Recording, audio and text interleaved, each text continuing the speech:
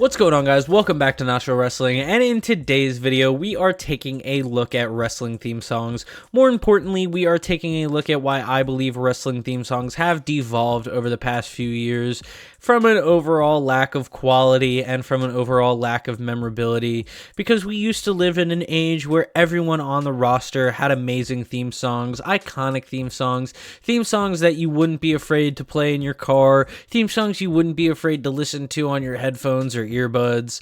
And nowadays they all sound the same. They all sound like generic slop AI. They all sound like the same generic rock music, and we are going to try and take a look at to why that is in today's video. So be sure to hit the subscribe button, hit the bell to stay updated on all things Nacho Wrestling, leave a like and a comment, and if this is your first time watching Nacho Wrestling video, why don't you consider hitting the subscribe button. I'm trying to reach 500 subscribers, and your help would be greatly appreciated. With that out of the way, let's get on with the video. Starting off with a look at just a brief history of music, it's hard to say that WWF, with their mainstream appeal with WrestleMania and all the musical talent that they had at that first show, was not a reason that music became a big part in pro wrestling. But you could make the argument that it is not the case, that WWE is the only reason music is a big part in pro wrestling.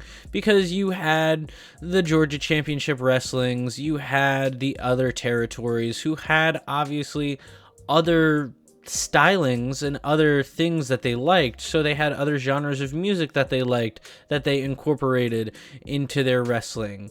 Like, I'm sure that there was country music artists involved in Georgia Championship Wrestling or in Jim Crockett Promotions down in the 80s before it became WCW. I'm not sure. I didn't look it up or anything like that, but I'm almost positive it did. Like I said, with the WWE, they of course had a lot of mainstream music appeal and music usage during their first couple years of WrestleMania. They of course had their in-house stuff made by the music producers at that time, but they also had some music that they got from the pop culture. And I'm trying to remember which one it is, but I can't remember off the top of my head. But the theme song for WrestleMania 1, or one of the theme songs for WrestleMania 1, was some, I don't think it was Cyndi Lauper or anything like that, but it was something. Post editing, Ryan, throw it up on the screen so everyone can see what it was, so I don't have to get hounds of comments about it, like you guys leave comments anyway. Speaking of pop culture music, of course, you have a couple examples in the early days of wrestlers using music from pop culture as their theme songs. You have Pomp and Circumstance being used by Macho Man Randy Savage, which, if you don't know what Pomp and Circumstance is, if I say graduation music, more of you might know what I'm talking about. But when I hear the graduation song and I hear that, I immediately think of Macho Man. I think of the pointing the finger in the sky. I think of looking up in the air with the sunglasses. You know, I think of going, ooh, yeah, everything like that. It's a simple iconography. The two go hand in hand at this point, even for mainstream fans, lapsed fans, or diehard fans for that matter. When you hear that song, you're instantly gonna think of that guy. Another example of this would be a 2001 A Space Odyssey song. The title of it is up on the screen now because I don't know how to pronounce that, and I'm not going to try and butcher it and seem like some sort of know-it-all, so I'm just going to put it up on the screen. But that one, of course, is used by Ric Flair, and a remixed version is sort of used by Charlotte Flair. Not right now, though, because Charlotte hasn't been on TV in a minute, but she does use a remixed version of it. That one is another great example of pop culture blending with professional wrestling. And that one is also a great example of kind of showing you all about a wrestler. Because when Ric Flair comes out to that music, when you hear that music, you feel a certain type of way. You know you're going to see this grandiose performance, this piece of art, a movie in the ring, if you will. And that's the next talking point we're going to talk about, is how wrestling theme songs not only help shape the character, but help tell the initial story of the character as well. This idea, of course, is tied to character identity, and a lot of this has to do with just simplicity. Find a song or make a song that just covers the base points of the wrestler. Some other solid examples of the theme song telling the story or telling you what you need to know about the wrestler, I think, are both of John Cena theme songs. The Dr. Thugonomics theme song and the My Time Is Now theme song both work at telling you what character this guy is, who this guy is, what he's all about. Another great example of this, and another great example of pop culture songs making it over to pro wrestling, is both CM Punk theme songs, This Fire Burns by Killswitch Engage and Cult of Personality by Living Color. Both songs do a great job at explaining who Punk was at the time when he was using those songs. The same thing could be said about his Ring of Honor theme song that he used back in the day, but I know not enough about that theme song to talk about it extensively. Another thing when looking at these popular theme songs that more have to do with the fans than anything else is the fan connection. When John Cena comes out to My Time Is Now, especially back in 2016, 2017, the fans love to yell, "John Cena sucks! John Cena sucks!" And they were doing it out of an endearing way, but it was a fan interaction that made the crowd invested when that music hit to see John Cena. Same thing is said about whenever Kurt Angle's music hit, or nowadays Chad Gable's music hits, and the crowd starts chanting, "You suck." The one thing that does suck about the Chad Gable version is that they don't give him a song that actually works with the "You suck" chants, so the crowd's still trying to figure out how to get that on beat. But nevertheless, there is an immediate fan reaction to these popular theme songs, and that's something that these Dev Rebel theme songs do not have. They do not have something for the crowd to chew on. Some of them do, and we'll talk about those some here in a minute, but the vast majority of those theme songs do not really have anything for the fans to interact with. Try to take a quick second to talk about what makes a good theme song for pro wrestling. Now, I'm no music producer, and I don't have a musical bone in my body or anything like that. I mean, not to toot my own horn, but I did used to kill it on the trumpet back in middle school.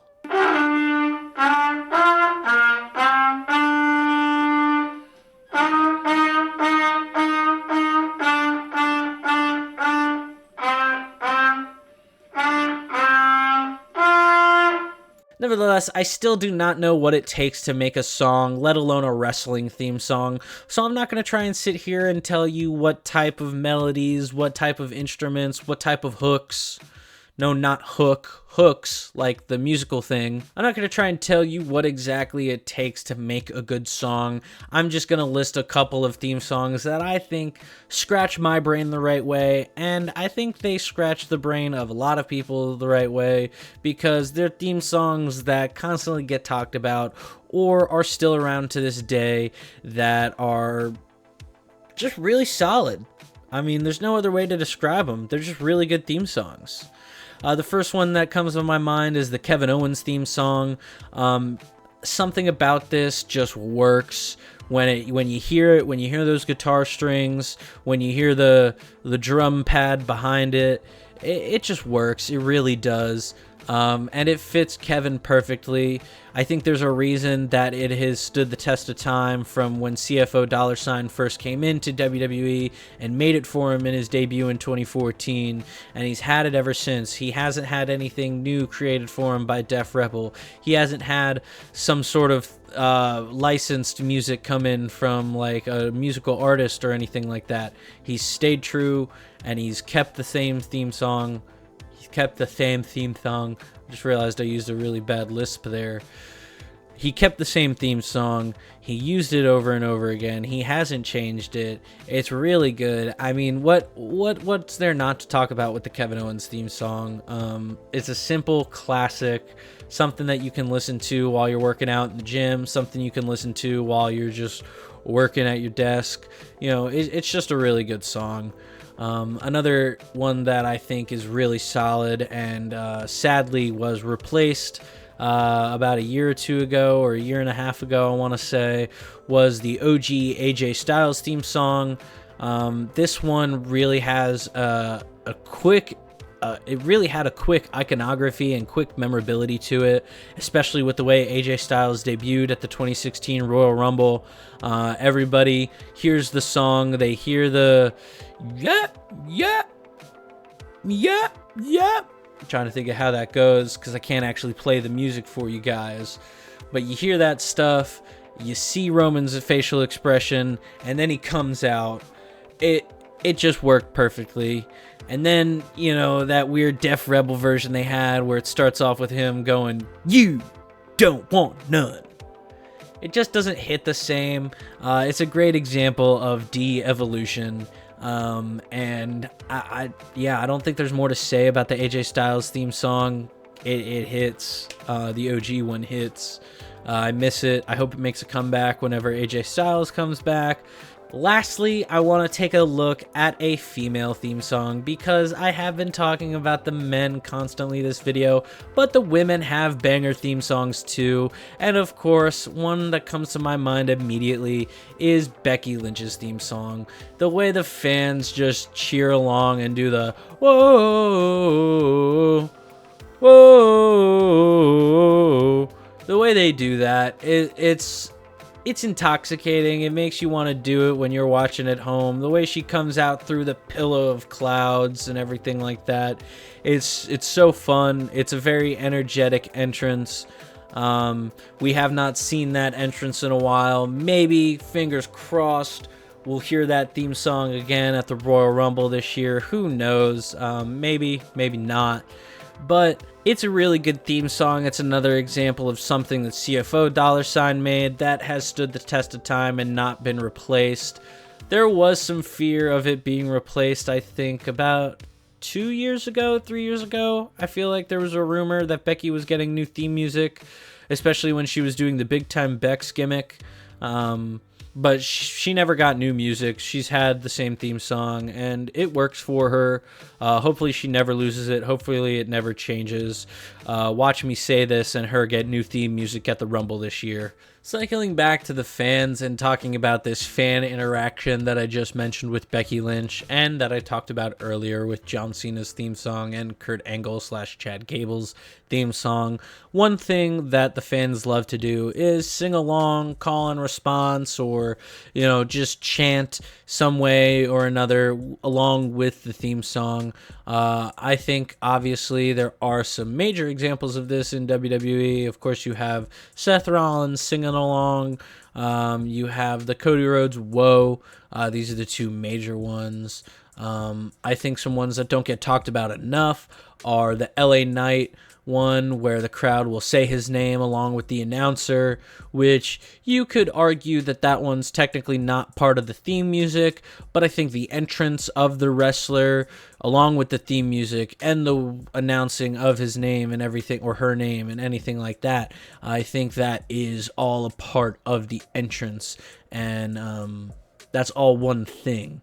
It's the packaging of the wrestler. It's the character identity of the wrestler. It all goes together. So I think the case could be made that is part of his theme song.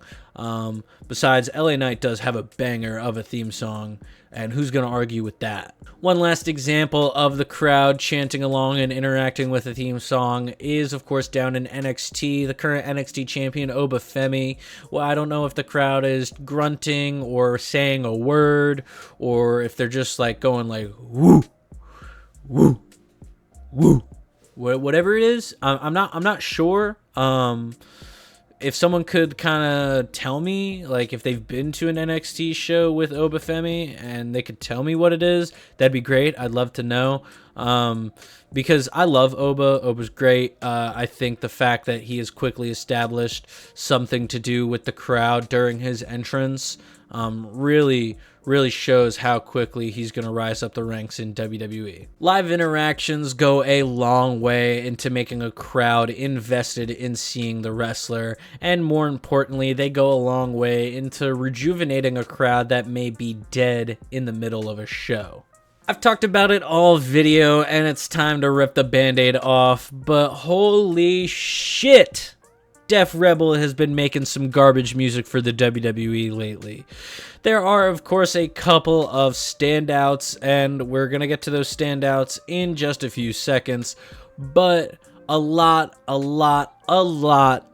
the majority of the WWE theme songs made by Def Rebel are so ragged on by the wrestling community, and for rightful reasons. Almost every Def Rebels theme song starts the same way. It starts with the wrestlers saying their name, or the tag team saying their tag team name, and then it cuts into the song, and it doesn't really cut into it well. It's not like a seamless transition. It's more like a just jarring jump cut. You know, it never worked properly. The one that I think of the most is DIY. The way they just go, DIY!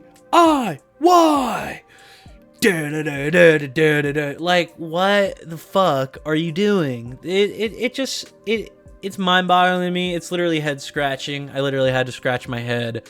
From having great, iconic, memorable theme songs like Seth Rollins' original Burn It Down theme song. Dean Ambrose's theme song was great. Sami Zayn Worlds Apart theme song. He still uses that to this day, thank God. You know, CFO $sign made some shitters too, but a lot of their stuff was good and was identifying of the wrestler, and I think that's something that's lacking in today's product of theme songs, is a lack of identity for the wrestlers. It's all sounding the same, it's all doing the same thing, and it doesn't really get the fans up out of their seats and interested to see the wrestler. I think of the Seth Rollins meme from Royal Rumble 2024? Royal Rumble from last year, when he was sitting up in the skybox eating popcorn and he heard an entrance music and he literally was like, who? Huh? He had to like look down at the Tron to see who it was. When your own wrestlers have to do that, that is kind of embarrassing, because everyone should be able to kind of tell who's who by their theme song. They shouldn't have to look at their Tron, they should just have to hear it. But Def Rebel's not all bad. I don't want to just completely shit on them. I do want to give them their flowers a little bit, because if it wasn't for Def Rebel, we wouldn't be able to acknowledge our tribal chief the way we do. We wouldn't be able to chant along with LA Knight like I mentioned. We wouldn't be able to bend down like Io Sky, which if you can bend down like Io Sky, more props to you, because I cannot. But that's one last thing I want to talk about before we move on to the conclusion, is that Io Sky's theme song is super slept on. I know Steve over at Steven Larson / WrestleJuice talked about it a little bit before, but Io Sky's theme song might be Def Rebel's greatest creation for the WWE. And if you don't really know what her theme song is off the top of your head, I implore you to go out of your way and listen to it, because holy shit, it's so fucking good. The hope for the future is that WWE and Def Rebel will end their partnership whenever Def Rebel's contract comes up, and WWE will let Def Rebel walk away, hopefully getting some new producers, or maybe even going after CFO $sign again, or even Jim Johnston, which I know I haven't talked about Jim a lot in this video, but his legacy is so talked about on YouTube so very much that I don't feel it's a need to talk about it in this video. I wanted to focus more on the current, more modern state of theme songs, and looking at how we really had it good back in 2016, 2017, even 2018, when CFO $sign were creating some really good theme songs for everybody on the roster. Like, no one was subjugated, or not subjugated, wrong word. No one was excommunicated from not having a good theme song. Like, you could have a good theme song and be a mid-carder, be a jobber, be whoever on the roster, and you could have a good theme song. And I think that's something that we need to get back to. Not only are the songs meant to be iconic, but they're meant to be good as well, because it's part of the entertainment value, is the music. And if the music's not entertaining, then you're not going to be entertained immediately by the wrestler. It's going to take you a second. That's why I think everyone struggles to get on Andrade these days, is because Andrade's theme song these days for WWE is not hype at all.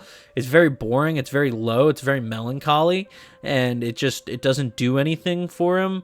So every time he comes out, the crowd is dead silent, but by the end of an Andrade match, the crowd is alive and awake because Andrade is so fucking good. So overall, what have we learned? We've learned that theme songs have a few key points to them if they want to be part of the iconic list of theme songs. They don't need to have all the fancy bells and whistles, and they don't need to be produced perfectly. They don't need to sound like the most richest quality content ever or anything like that.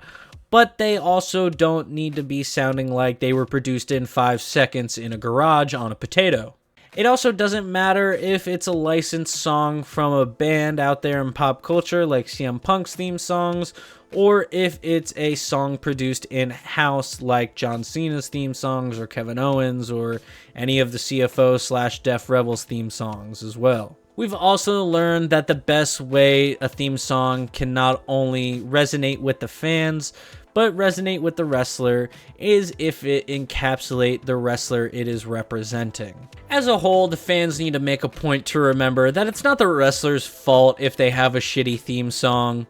So when the Rumble rolls around this year and the entrances happen and you struggle to know who it is immediately until their little nameplate pops up in the corner, just remember that the more, or rather, the less reaction you have to the theme song, especially for the people in attendance at the Royal Rumble, the less reaction you have to these theme songs, the more likely WWE is to look at their relationship with Def Rebel and reconsider and maybe change up who they produce their music with going forward in the future. What do you guys think of the current state of professional wrestling theme songs? Let me know down in the comments below. Do you think Def Rebel is producing nothing but bangers, or do you think Def Rebel is very much hit and miss like I do?